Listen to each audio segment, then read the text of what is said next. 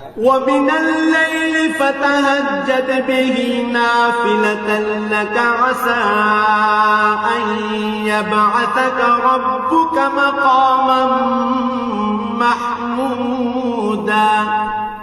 রাতের কিছু অংশে তাহাজ্জুদ নামাজ প্রতিষ্ঠা করো, এটা তোমার জন্য ফরজ নামাজের অতিরিক্ত একটা নামাজ।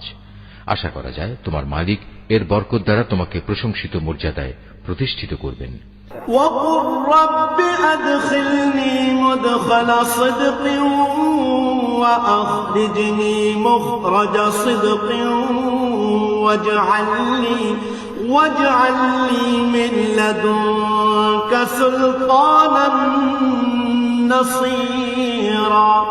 তুমি বলো, হে আমার মালিক, যেখানেই আমাকে নিয়ে যাও না কেন তুমি আমাকে সত্যের সাথে নিয়ে যাও, এবং যেখান থেকেই আমাকে বের করো না কেন সত্যের সাথেই বের করো।